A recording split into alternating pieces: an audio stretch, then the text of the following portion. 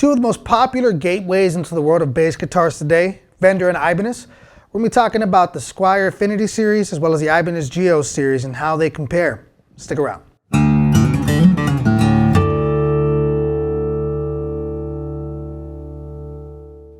Hello everybody, this is Carlos with Alamo Music Center here in beautiful downtown San Antonio, Texas. You can find us online at alamomusic.com. If you haven't already, please subscribe to our YouTube channel, like our videos, sign up for notifications. We have a whole host of content coming out and we don't want you to miss any of it. So as I mentioned, today we're going to be going over the Fender Squier Affinity series as well as also the Ibanez Gio series. These two are going to be some of the most popular ones when it comes to the gateway of bass guitars, and by that I mean if you're starting, maybe if you're looking for a backup, but just essentially for the most part, if you're new to the world of bass guitars, you're most likely either going to end up with a Squier or an Ibanez. It's not set in stone, but usually from a lot of people I talk to, they usually, if they go back to the very beginning, it's usually going to be the bad boy I'm holding right here, or the P-bass version of this, or that Ibanez behind me. Now, these do have some varied differences which can influence where you might want to go. For starters, we're going to talk about what is most common of the difference, which is going to be the price. Now, it is important to note that we have a little bit of a cheat going on here. This actually isn't going to be a passive version. This is actually going to be the active version of the Ibanez Gio, while this is going to be a full passive edition. There is a reason for that though. The reason for that actually has to do with the price range. Now at the time of filming this video, this Squier Affinity series is going to run around $280, give or take, that's USD, while the Gio in the active is going to be running about $250. The passive edition can actually run you lower than that at about $200, again USD at the time of filming this. So why is there a bit of a difference? What are we getting there? Let's go over it. So for starters, let's talk about the body. These are going to share a lot of differences. So this is going to be made out of poplar wood. It's typically going to be a lot of the type of wood that you find in more of the Affinity series. It's going to either be poplar or derivative thereof, while with the Gio series they're actually going to be using a type of wood called Nyato wood, N-Y-A-T-O, sorry if I get it wrong. Going into the wood of the neck, we actually have a maple neck, while this actually uses what is known as a jatuba, another type of wood like that, which is actually kind of a type of Brazilian cherry. But either way, the Gio is not going to be built out of the most common type of woods. So that's also one thing to take into account as well. If you're looking into the type of wood it's made from, you'll typically find more common, not necessarily better, not necessarily worse, but more common woods on the Affinity series in line with what you'd find with more other marketable brands. Now, in terms of the pickups, we're going to notice that there is a difference here. So right now we're comparing specifically the Jazz series, but of course in the P series, the Precision series, you're going to be getting that. Right here you're going to be getting two of the single coil ceramic pickups for the Jazz style. If you had the Precision series, you'd have that set up for the humbucker for the P series. But on the Gio, you actually get a combination of the both. You get their Dynamics series, and that's the name Dynamics, the P-neck and J-bridge pickups. So that means you're actually going to be getting best of both worlds with the sound of the Precision style as well as also a little bit of a J bass to kind of provide you a variety of range. Now, it may not look like they're the same, but in terms of the controls, we really don't have a complex differences of controls as opposed to what you might find on some other active styles. Both of them are going to include the same three controls, which are going to be the volume 1 neck, volume 2, which is going to control your bridge, as well as your master tone. Now, on the Gio series, you're actually going to be getting a fourth control, which is going to be the Fat 2 EQ, which essentially is going to be a bass booster, pretty much. By being able to engage, it's going to give you a lot more of that fatness, P-H-A-T, Fat 2. It's going to give you a lot more of that fatness at the bottom on the low end and really give you a big push in terms of that bass. Now, as you're going to be able to hear in a little bit, that can be a good and a bad thing in the sense that it does give you a really large bass boost. Now, another thing to factor in is going to be when we're looking at the neck. Now, the Squier's in my hand right now. This is actually going to be sharing some similarities with the Gio back here in the sense of the scale length. They're both going to be 34-inch scale. As you can see right here, though, they're both going to also hit you with just 20 frets as well, so you're not getting that much difference in that sense. But where you are going to be seeing a difference is going to be up here where the nut's at in terms of the millimeter radius. It's going to be 38. That is going to be a 41, meaning it is going to be a fatter neck. Now, it's important to note that a fatter neck doesn't always just assist in the sense of the feel of the bass in your hand. It also can help with adding a little bit more of that oomph and that bass at the bottom and a little bit more of that growl because of the fatter neck relating to it. Most is going to go down to comfort. A thinner scale, the 38, is definitely going to help you out in the sense of being able to play a little bit more faster, complex stuff a little easier. You can do it on both. You can do it on both, but sometimes with a little bit of a thinness coming up here, it helps with inspiring that ability to go into more of a lead phrasing. I would honestly say that the comparison of the taper on the Gio is going to probably be more comparable to the precision bass style taper. Now, where it also varies, which is actually going to be in relation to what I said earlier, this is where it kind of offsets though. While it may be a bit of a fatter taper right there, we actually have a much larger radius in the sense of 9.5-inch radius that we have here versus the 12-inch radius that we find on the Gio. So why is that important? The reason that's important is because it is going to give you a flatter bass, a flatter fretboard on the Gio. That in and of itself can help with being able to play faster, more complex lines easier, to the point where that can help with offsetting the fact that the taper and neck is that much bigger. So that's something else to take into account, that the Gio's bass, while the neck, while it may be bigger, it is in theory designed to help assist with playing more faster, complex stuff directly. Now, enough talk. As I always say, I can talk about these all day. Let's go ahead and hear out the differences in the two, get to find out a little bit more about them, then we'll come back and talk about which one may benefit each other. Stick around.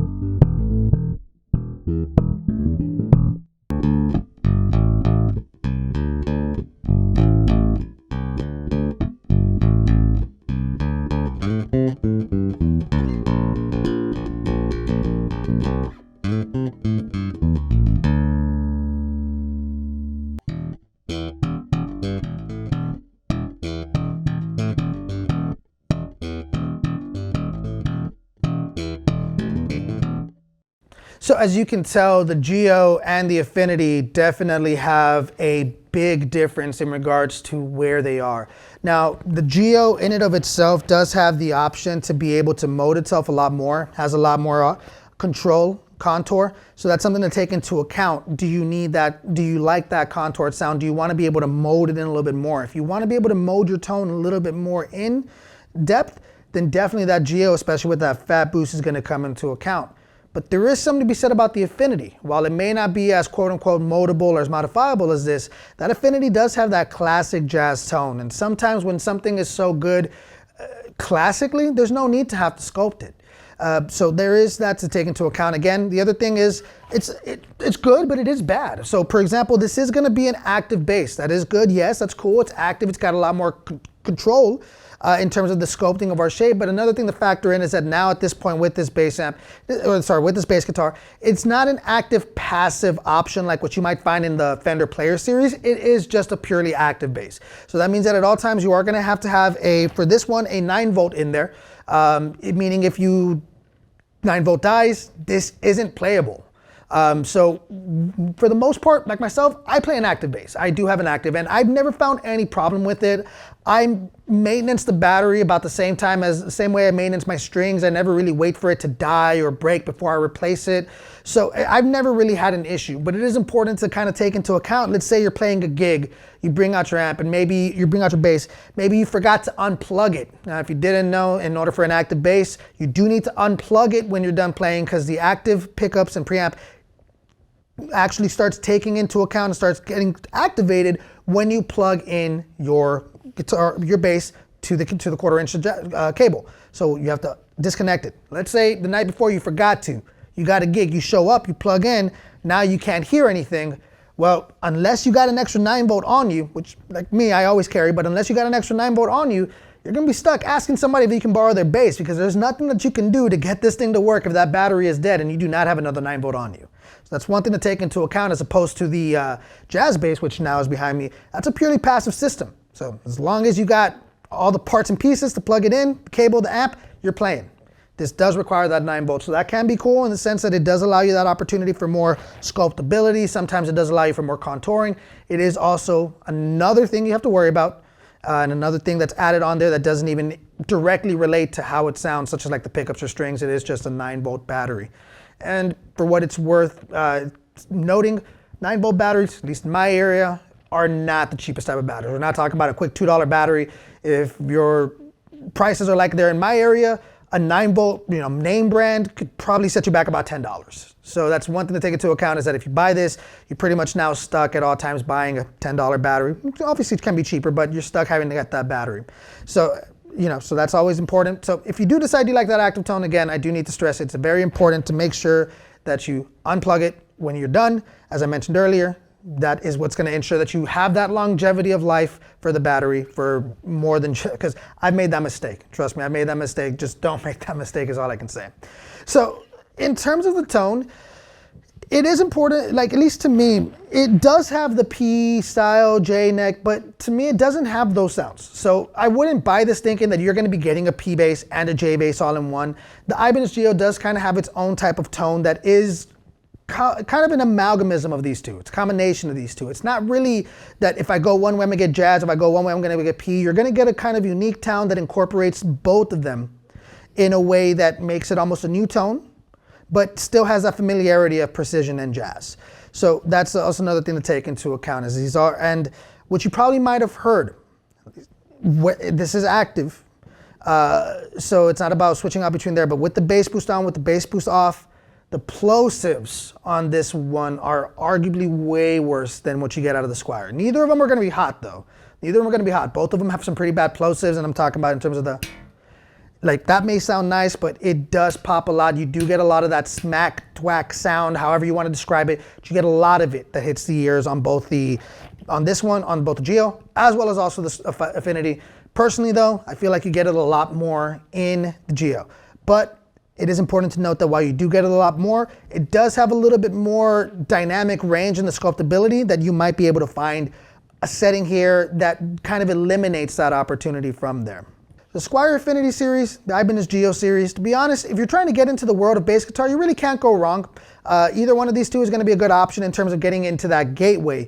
But it isn't, but at least in my opinion, I feel like with the Affinity series, you might be able to have that a little bit more of a longevity than you might be on the Gio side. But it is important to note, though, to take into account that the Gio may give you the opportunity to expand your knowledge of how to mess around with your tone. So they got some pros and cons on that side. Personally, though, I would recommend that you play them both, see which one you like the most, because really it's going to come down to feel. You're going to get a different feeling from both of these. Something that I didn't mention actually is going to be the size, is the weight. The Gio is a lot lighter than the Affinity. So obviously the weight, we don't really factor that in, but the weight is going to bear into how it plays. So really all we can recommend is play them out, try them out, because they're both going to be very different, and it's really going to come down to preference of what you prefer. Now, if we're talking just pure money, Gio is going to be cheaper. In terms of, at the time of this video, is going to be typically cheaper than the Affinity series, but there is something to be said about that classic jazz tone or that classic P-bass tone that really, it's not emulatable from, even if it's the Squier versus Fender. Fender in general, they just kind of have that unique grasp on that J sound and P sound, so that is something to take into account. Either way, though, you can't go wrong. If you have any questions on the two of us, make sure to go to alamomusic.com. We have a chat service. We're always there to answer any questions. And if you are interested in going into the world of bass guitars, Affinity series or the Ibanez Gio, great place to start and a great place to kick off your musical journey. Once again, this is Carlos. Hope you had a great time enjoying this video with me and then hearing out the difference between the Affinity and the Gio. Have a great rest of your day. Thank you so much for being part of the Alamo Music family.